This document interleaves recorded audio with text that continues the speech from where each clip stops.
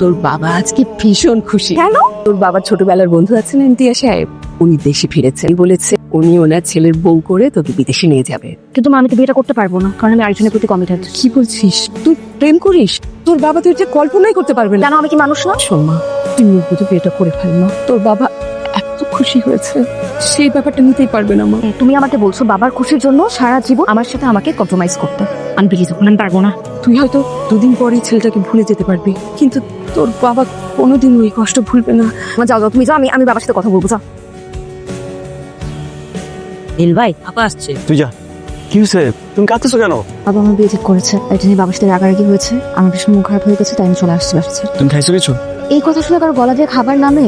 আমি খিচুড়ি রান্না করছি, একটা ডিম আছে, ওটা ভাজি করে আমি নিয়ে আসতেছি। আমরা আগে খাই, তারপর বসে কথা বলি, ঠিক আছে?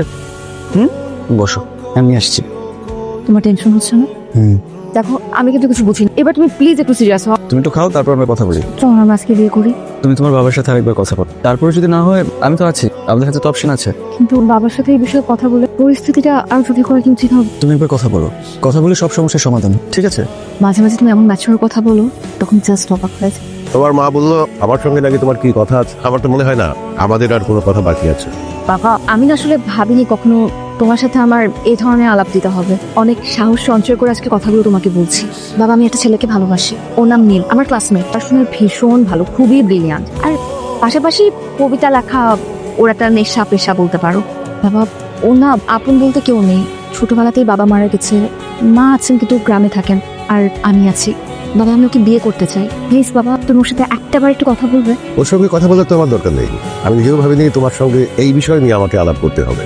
আমি চাই না আমার মেয়ে বিয়ের পরে কবিতা চিবিয়ে চিবিয়ে খাক। তুমি যার সাথে আমাকে সিকিউর ভাবছো, আমি কিন্তু তার সাথে আমার সিকিউরিটি দেখছি না। তোমার পর আমার কাছে নীল সব থেকে সিকিউর মানুষ। তোমার কারণে আমাকে যদি কারো সামনে চরমভাবে অপমানিত হতে দেখতে না চাও, তাহলে নিজের চ্যাপ্টারটা ভুলে যাও। তুমি কি এভাবে চুপ করে থাকবে? কিছুই বলবে না? এখানে তো আর কিছু বলার নেই, আমাদের পালিয়ে বিয়ে করা ছাড়া কোনো অপশন নেই। তাহলে সময় মতো রেডি থেকো, বা আমার অবাধ হওয়া ছাড়া তো আমি আর কিছু দেখতে পাচ্ছি না। নীল, আমি আসলে পারবো না তোমাকে ছাড়া আর কারোর সাথে আমার অস্তিত্ব মেনে নিতে। কি হয়েছে?